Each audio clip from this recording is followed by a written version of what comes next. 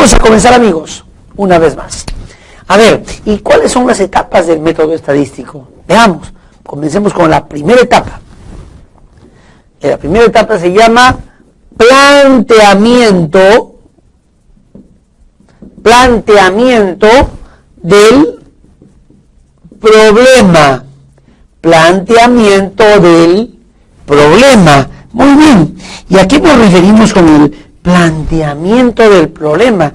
Es que tenemos que definir clara y concretamente cuál es el problema que vamos a investigar. Recuerden, habíamos dicho ya que la estadística principalmente la vamos a usar ¿en dónde? En la investigación. Vamos a investigar, vamos a convertirnos en investigadores.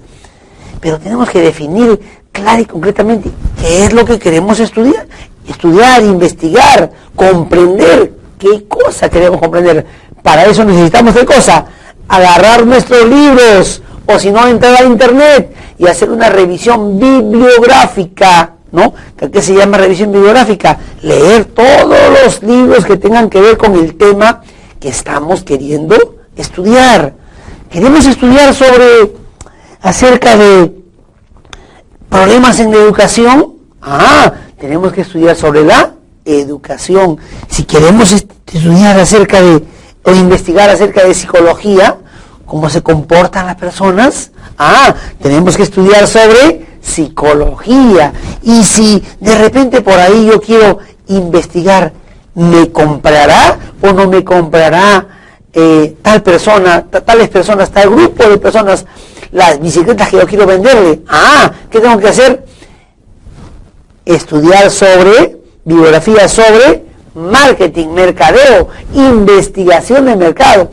¿Qué tengo que hacer? Revisión bibliográfica. ¿Sobre qué? Sobre el problema que quiero yo estudiar, que quiero investigar. Esa es la primera etapa. Muy bien, amigos. Ahora vamos a pasar a la segunda etapa.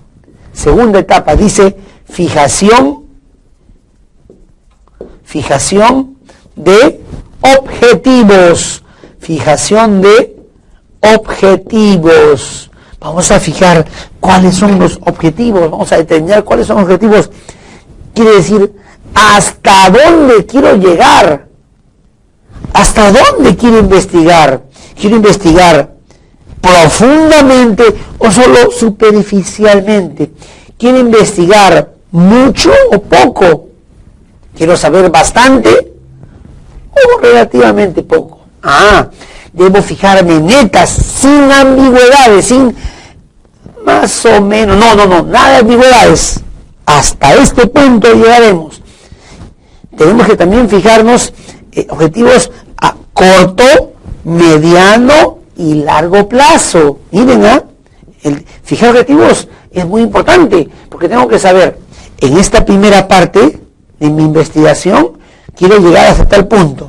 En una segunda parte, ¿no? Si voy a investigar de repente un mes, en la primera semana quiero llegar hasta tal objetivo, en la segunda semana a tal objetivo. Pero muchos dicen, no, yo quiero investigar todo un año, por meses. ¿Se puede investigar un día? Sí, también. Bibliográficamente podemos investigar un día. Bueno, hasta tal hora deseo llegar a tal parte. Por eso tengo que llegar a metas a corto, mediano y hasta largo plazo. Y tengo que fijarme objetivos que primero son objetivos generales y también objetivos más específicos.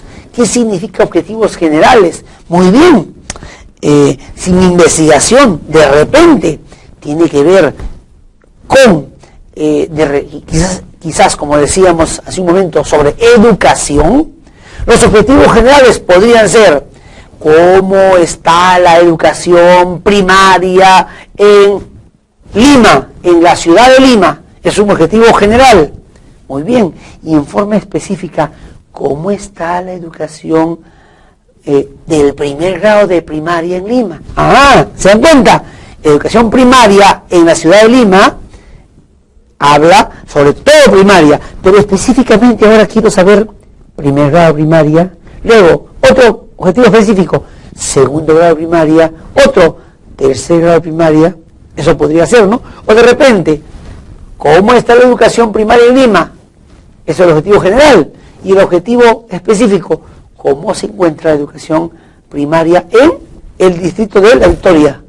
Otro, en el distrito de San Juan de Lurigancho. Otro, en el distrito de Villa El Salvador. ¿Se dan cuenta?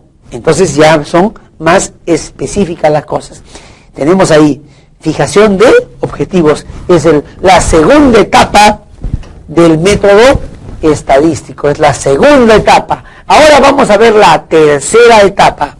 La tercera etapa sería formulación de hipótesis. Formulación de hipótesis. Esto de las hipótesis es un tema muy interesante. ¿Sabían ustedes que hubo un señor llamado Cristóbal Colón que tuvo la hipótesis de que la Tierra no era plana, sino que la Tierra era como redonda? Fue su hipótesis. Pero la hipótesis no debe quedar ahí nomás. Hay que tratar de demostrar la hipótesis, ¿no es cierto? Muy bien. ¿Qué es una hipótesis? Es una explicación previa, provisional. Algo que decimos, ¿por qué si tengo acá una manzana y la suelto, ¿por qué se va hacia abajo? ¿Por qué cae? ¿Será porque hay una fuerza que la atrae de repente del centro de la Tierra? Es una hipótesis, ¿no? O si tengo acá una manzana, ¿debería volar o debe caer? ¿Y cuál es el motivo de que caiga? ¿No? Tantas hipótesis pueden haber, y una hipótesis, como les digo, la de Cristóbal Colón. En eso también tenemos que hablar acerca de dosimar. ¿Qué significa dosimar? Significa aceptación o rechazo, aceptar o rechazar. Dosimar es aceptar o rechazar. Entonces, las hipótesis podemos aceptarlas, ¿no? ¿Está bien? O de repente podemos rechazarlas. ¿Está bien? La hipótesis, la Tierra es plana. Esa hipótesis podemos aceptarla o de repente podemos rechazarla. Otra hipótesis, la Tierra es redonda. Esa hipótesis podemos aceptarla o también podemos rechazarla. Bien. Y hay dos tipos de hipótesis bien marcadamente diferentes. ¿Cuáles son? La conocida hipótesis H sub 0 y otra, la hipótesis H sub 1. ¿Cuál es la hipótesis H sub 0? ¿A qué se le llama la hipótesis H sub 0? A la hipótesis nula, que es nula, vamos a ver. ¿Y qué es H sub 1? La hipótesis alternativa. H sub 0, H sub 1. Son dos hipótesis que se enfrentan, entre ellas pelean. ¿Cuál es la que tiene la verdad? La hipótesis nula, por lo general, es aquella que casi todos creen cierta, que nadie duda, que todos estamos de acuerdo. ¿Está bien? Muy bien. ¿Y cuál sería la hipótesis alternativa? La hipótesis alternativa es algo, una locura, algo nuevo, algo que nadie sabe, nuevecita, pero que con la cual queremos contradecir a la hipótesis nula. Entonces, la hipótesis nula es la que generalmente todos aceptan como cierta, o la gran mayoría por lo menos. Y la hipótesis alternativa es aquellas ideas locas, aparentemente, que algunos creadores dicen, de repente la hipótesis nula no es cierta, de repente esta nueva hipótesis es la correcta, ¿no? ¿Está bien? Ejemplo, habíamos dicho, volvemos a Cristóbal Colón. ¿Cuál es la hipótesis nula? En aquellos tiempos, ¿qué creía casi toda la gente? La gente creía que la Tierra era plana. Entonces, esa es la hipótesis nula, la que todos o la mayoría de gente creía cierta. Pero por ahí apareció un loquito llamado Cristóbal Colón y dijo, no, la Tierra no es plana, la Tierra es redonda. Esa es la hipótesis alternativa. ¿Por qué llamamos hipótesis alternativa? Porque es la que se enfrenta, la que contradice a la hipótesis nula. ¿Está bien? Entonces, cuando hablamos de aceptación o rechazo, si nosotros aceptamos la hipótesis nula, quiere decir que rechazamos la hipótesis alternativa. Si nosotros rechazamos la hipótesis nula, quiere decir que aceptamos la hipótesis alternativa. Aceptar o rechazar, o la nula o la alternativa. Otro ejemplo, a ver, más actual. ¿Se han dado cuenta ustedes que cuando van a un supermercado, por ahí aparece leche con ciertas marcas, o de repente la carne empaquetada, pero le ponen fecha de vencimiento? ¿Han visto? Fecha de vencimiento. Dice, esta comida, comerla hasta tal fecha. ¿Quién dice eso? El productor, el que hizo el producto, ¿no es cierto? Él dice que hasta esa fecha dura. ¿Está bien? Digamos, ustedes ven un poco de queso, lo empaquetan y dicen, dura de aquí hasta 3 semanas. Muy bien. ¿Está bien? En estado de refrigeración. Pero ¿qué pasa si viene alguien y dice, yo no creo que va a durar 3 semanas, yo creo que dura menos de 3 semanas? Entonces la hipótesis nula es cuando le creemos al productor, dura 3 semanas. Y la hipótesis alternativa es aquella que duda de lo que dice el productor. Dice, no creo que dure 3 semanas, va a durar menos de 3 semanas. Y de repente tiene razón, ese que da la hipótesis alternativa, de repente tiene razón. Y el producto dura menos, de repente dure solo 2 semanas, ¿no? Entonces, la hipótesis alternativa nula es lo que dice el productor, y la hipótesis alternativa es la que contradice lo que dice el productor. ¿Se han dado cuenta? Ya tienen ejemplos. Aquí hay que llamar hipótesis nula y aquí hay que llamar hipótesis alternativa. Y recordemos, si aceptamos la nula, rechazamos la alternativa. Y si rechazamos la alternativa, quiere decir que aceptamos la nula. Muy bien, ya tenemos la tercera etapa. Ahora vamos a la cuarta etapa. La cuarta etapa. Vamos a borrar H0, H1. ¿Y cuál será la cuarta etapa? Será definición de la unidad de observación. A ver, definición de la unidad de observación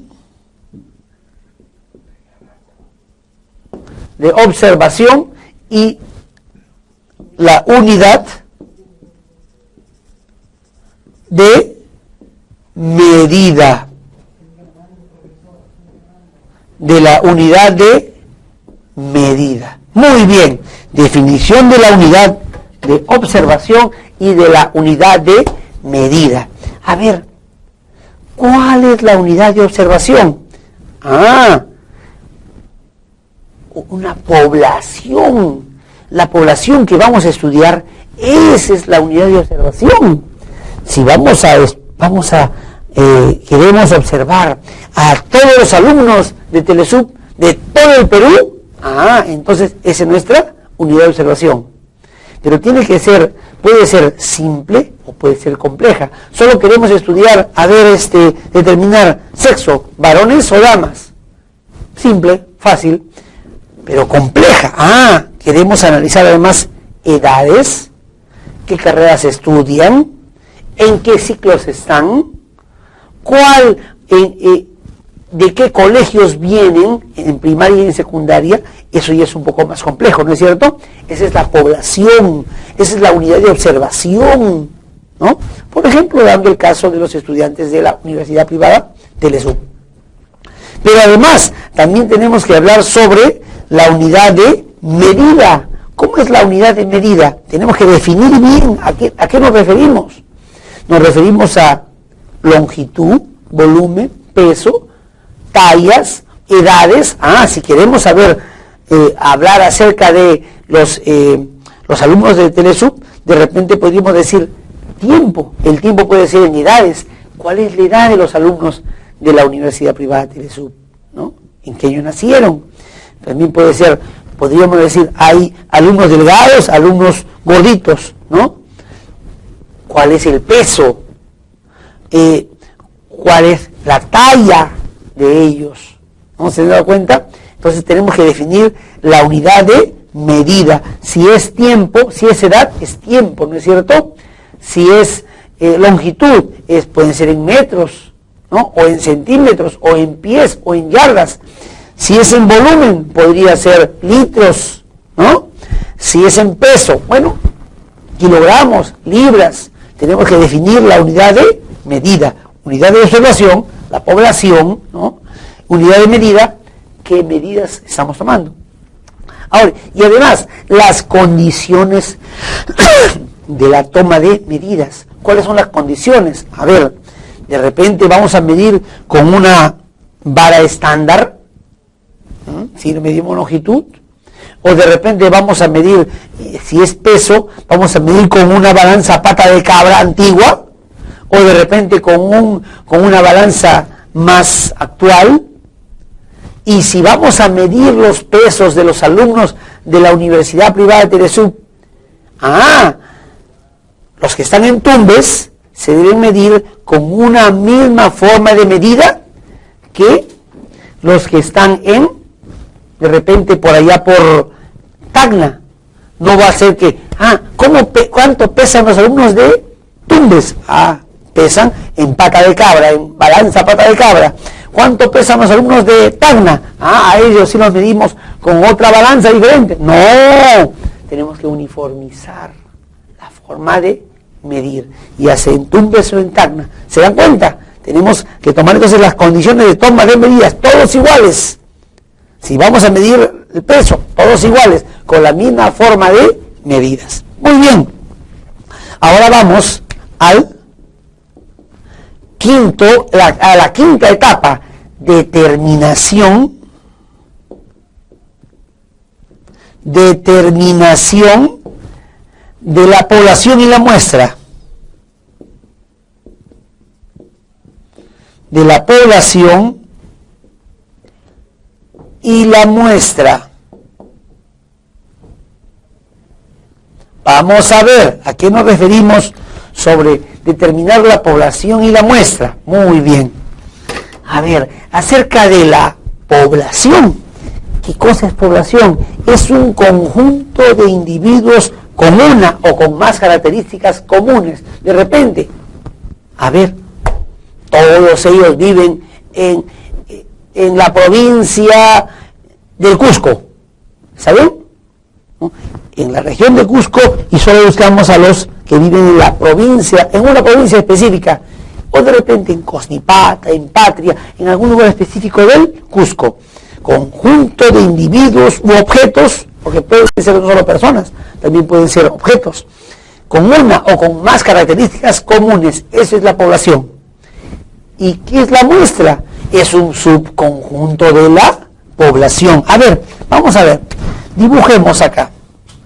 Supongamos, tenemos una población de aproximadamente unos 1 millón de personas. A ver, vamos a ponerle 1 millón de personas. ¿Está bien? Una población de 1 millón de personas. Y ahora, de ese 1 millón de personas que es nuestra población, queremos extraer una muestra que sea representativa. ¿Qué significa representativa? Que si yo elijo solo mi muestra de acá, algunos elementos de acá, esta partecita representará a toda la población. No creo, ¿no? No creo. A ver, entonces no es esto. Si yo elijo de repente uno de acá, otro de acá, otro de por acá, otro de por acá, otro de acá, acá, solo en la frontera, solo en los bordes, unos cuantos elementos de los bordes, ¿representará a toda la población? Un poco más, ¿no? Pero mejor aún si elijo de todas partes, en forma proporcional, y lo que veremos después, en forma probabilística de todo el sector. Ahora sí, ya es una muestra más representativa. Es como que digamos, en Lima, supongamos que tengamos unos 10 millones de personas, ¿no? En Lima, supongamos unos 10 millones de personas. Y queremos, de los 10 millones de personas que viven en Lima, tener una muestra una muestra. ¿Estaría bien que solo vaya a preguntar en comas? Creo que no, ¿no? O que solamente vaya a Chorrillos y ahí saque la muestra. Y me parece que no. O que solamente vaya de repente a Magdalena del Mar. ¿Magdalena? Tampoco, ¿no? Pero ¿qué pasa si yo quiero sacar 1 millón de los 10 millones que vienen en Lima, una muestra representativa? Iré a algunos en Chosica, otros en Magdalena, otros en Chorrillos, otros en Surquillo, otros en Chaclacayo, otros de repente casi por Cieneguilla, La Molina, La Victoria, Lince, y voy sacando de diferentes partes de la ciudad de Lima. Y entonces allí es una muestra que sea representativa. Entonces, no solamente una muestra cualquiera, sino una muestra que represente a toda la población. Muy bien. Además, dice, estudiar una población a veces no es tan fácil. Son tantos, son millones de repente, miles. Estudiarlos a todos a veces demora bastante. Es como que queramos hacer cada semana elecciones. ¿Se acuerdan de que hablamos de elecciones? Cada semana, ¿se podría hacer elecciones? No, es muy costoso, muy complicado. Los miembros de mesa estarían todo el tiempo preparándose, ¿no? Pero ¿cada cuánto tiempo hay elecciones? Cada 2, 3, 4 años, ¿no? Ahí sí. Hacer unas elecciones cada 2, 3, 4 años. Pero ¿se han dado cuenta que cada mes o a veces cada semana hay encuestas? Y esas encuestas representan a la población, ¿no? Las encuestas se hacen de las muestras más pequeñas y eso es un poco más fácil, ¿no? Es un poco más fácil. Entonces, es muy difícil estudiar a toda la población, pero es un poco más fácil estudiar a las muestras. Entonces, por eso es que tenemos que saber diferenciar la población de la muestra. Recuerden, la muestra es parte de la población, Y ahora, ¿y cuál será el tamaño de la muestra? Para una muestra de 10 millones, ¿estará bien para una población de 10 millones, ¿estará bien una muestra de 1000? Para una población de 1 millón, ¿estará bien una muestra de 5000?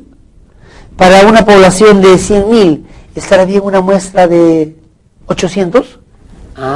Ese tema del tamaño de la muestra todavía no lo veremos en nuestro curso de Estadística General. Y habrá otro curso en que analizaremos más el tamaño de la muestra. Muy bien, y ahora pasaremos a la siguiente etapa. Muy bien, y la sexta etapa del método estadístico viene a ser 6, recolección de datos. A ver, nosotros dijimos, tenemos que tomar una muestra de la población, ¿no? Tenemos que tomar una muestra de la población. ¿Y cómo llegamos a tomar esa muestra? Tenemos que de repente hacer encuestas, ¿no? Ir a los lugares, si queremos averiguar las edades de los alumnos de Telesub, tenemos que ir a los salones y preguntar, ¿no? Edades, ¿no? De repente. Y además tenemos que saber si hay disponibilidad económica para hacer todo eso. ¿Cuánto costaría hacer una encuesta? ¿Será fácil? Además, ¿cuáles son las zonas geográficas? Cuando hay encuestas políticas de quién o cuál va a ser el presidente, ¿se han dado cuenta ustedes que a veces las encuestadoras dicen, esta encuesta es solamente en la costa, en la capital? Otros dicen, no, esta encuesta es no solamente en la capital, también es en las ciudades, pero solamente las ciudades del Perú, Huancayo, Puno, Cusco. Pero otras dicen, no, esta encuesta también es rural. ¿Se han dado cuenta de eso? Rural. Quiere decir que van hasta los caseríos, van a la serranía, van a los caseríos que están en los bordes del río Ucayali, del río Marañón. Es una encuesta no solamente de ciudad, sino también rural. Y la zona geográfica a veces no nos ayuda para eso, ¿no es cierto? Entonces, no todas las encuestadoras tienen los medios económicos para desarrollar esa encuesta, ¿no? Entonces, y además, hay que entrenar a los encuestadores, ¿no? Porque se pueden cansar, hay que decirles, vayan aquí, queremos que evalúen a tantas damas, tantos jóvenes, de tales edades, que tal o cual sexo.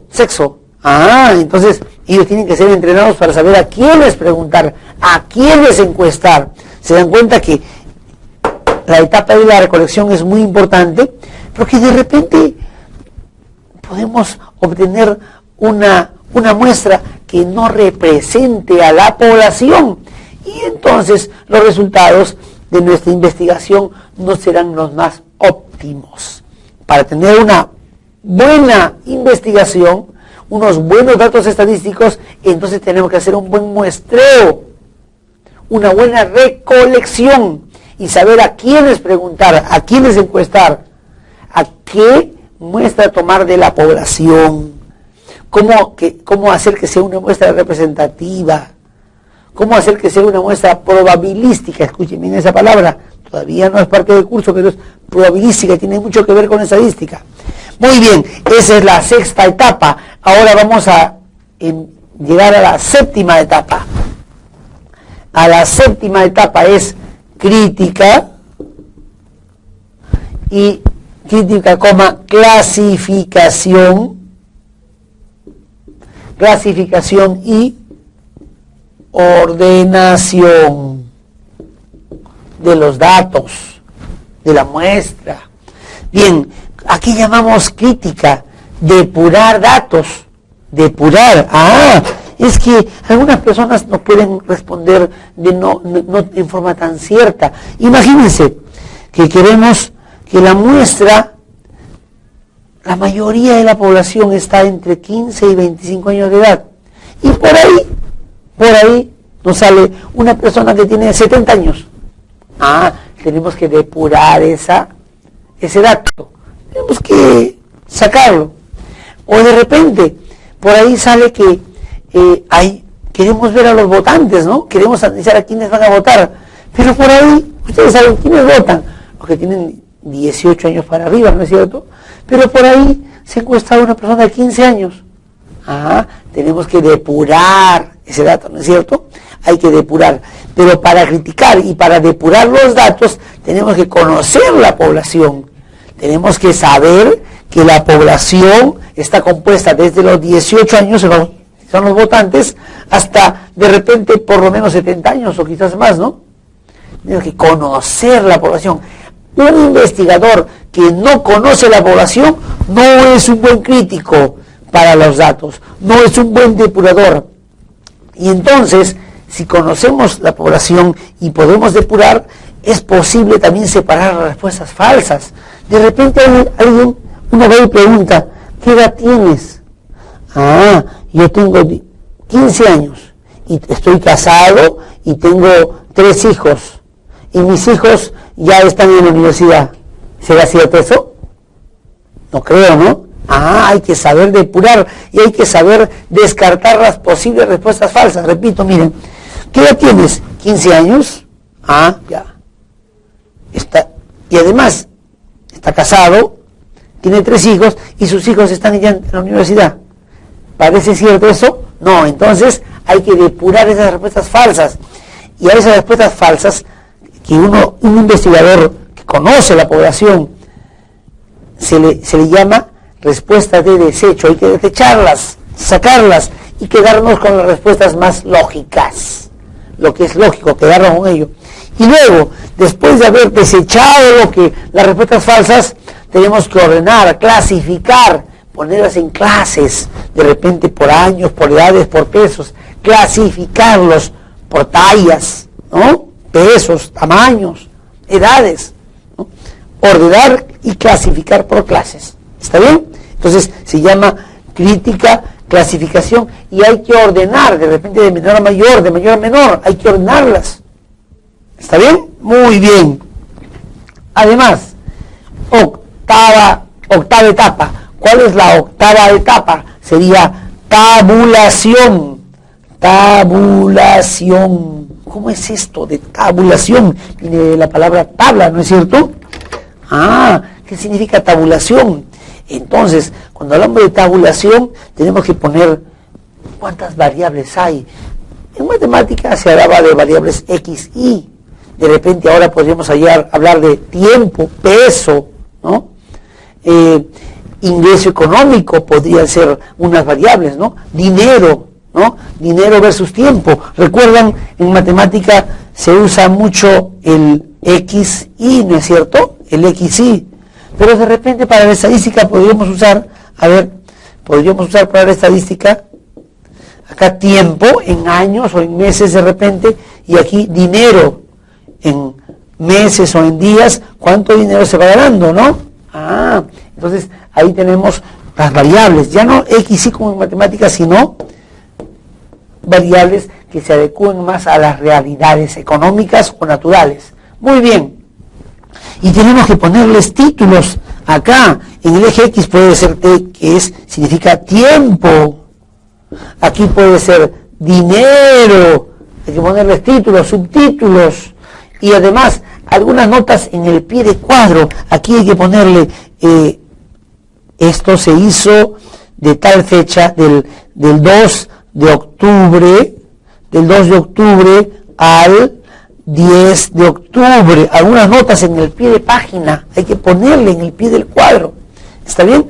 A eso llamamos tabulación, empezamos a tabular los datos, ¿bien? Entonces, ya tenemos la idea de lo que es la tabulación, y ahora vamos a la novena etapa, la etapa de la presentación, ¿Cómo es que vamos a, esos datos que ya están tabulados, cómo los vamos a presentar? Nosotros de repente, como hemos sido los investigadores, de repente ya los conocemos, pero los que no han hecho la investigación, ¿cómo van a entender más fácilmente nuestra investigación? Tenemos que presentar en cuadros, en tablas, en gráficos. Ya veremos luego que hay gráficos como el histograma, el pastel, el pie. Ustedes han visto esos gráficos estadísticos. El pie y el pastel más o menos tiene esta forma, ¿no? Un pastel. Aquí llamamos pastel. Pastel le decimos porque parecen tajadas, ¿no? Ahora que nos gusta mucho, a mí me gusta mucho la pizza, ¿no? Tajadas de pizza, ¿no? Una tajada más grande significa que hay muchos que piensan de esta manera. Una tajada más delgada significa que hay pocos que piensan de esa otra manera. ¿Está bien? Y eso tiene que ver con una circunferencia, que tiene que ver con sistema sexagesimal. Hay que medir en ángulos. Estos son ángulos, jóvenes, amigos. Son ángulos. Entonces el pastel, el pie, tiene que ver con ese tipo de cuadros. Pero también puede haber cuadros de esta manera, miren. Cuadros en esta forma, han visto seguramente ustedes, ¿no es cierto? O los famosos histogramas, que luego los estudiaremos más, en forma de barras, seguramente también los han visto, ¿no? Son gráficos, tenemos cuadros, tablas, gráficos, que tenemos que presentar nuestra información, todo lo que hemos ido investigando lo tenemos que presentar en cuadros, en gráficos, en tablas. Muy bien, entonces para todo esa es la famosa presentación. ¿Cómo presentaremos nuestros datos investigados? Nuestra investigación, ¿cómo la presentaremos? Bien, y ahora 10, el análisis. Hay que saber analizar. ¿Qué significa todo lo que hemos tabulado, presentado? ¿Para qué nos servirá? ¿Cómo se interpreta lo que hemos estudiado? Entonces, el análisis tiene que ver con determinación de parámetros. ¿Cuáles son los parámetros? Son las características principales de la población, de toda la población. Las características principales de la población se conocen como parámetros, tallas, medidas, pesos, ingreso económico de toda una población. Muy bien, y también tenemos que ver determinación de estadísticos, que son los mismos que en el caso de los parámetros, pero solo es en este caso para las muestras. Para las muestras. Lo que se llama estadístico para la muestra se llama parámetro para la población. Son casos especiales de la muestra. Repito, lo que llamamos estadístico en la muestra, también le llamamos parámetro en la población, es análogo, es lo mismo, pero a nivel pequeño y a nivel grande, a nivel micro y a nivel macro. ¿Está bien? Muy bien. También tenemos que hacer nuestra prueba de hipótesis. Nuestra prueba de hipótesis. ¿Se acuerdan que les habíamos hablado de que las hipótesis pueden ser nula, alternativa, aceptar o rechazar? Tenemos que saber si la hipótesis nula y la hipótesis alternativa, aceptar, o si aceptamos la hipótesis nula, rechazamos la alternativa, o viceversa. Si rechazamos la hipótesis nula, quiere decir que aceptar la hipótesis alternativa. Esa es la prueba de hipótesis. ¿Está bien? Miren, entonces el análisis tiene que ver con determinar parámetros de una población o estadísticos de una muestra y hacer la prueba de hipótesis. Prueba de hipótesis tiene que ver con aceptar o rechazar la nula o alternativa, ¿no? Muy bien. Todo eso y muchas cosas más se llama el análisis de nuestras etapas del método estadístico. ¿Está bien? Estamos en la penúltima etapa. ¿Y cuál es la etapa última ya? 11. La publicación. Y todo lo que hemos investigado lo debemos guardar nosotros en nuestra casita, debajo del colchón, que nadie se entere.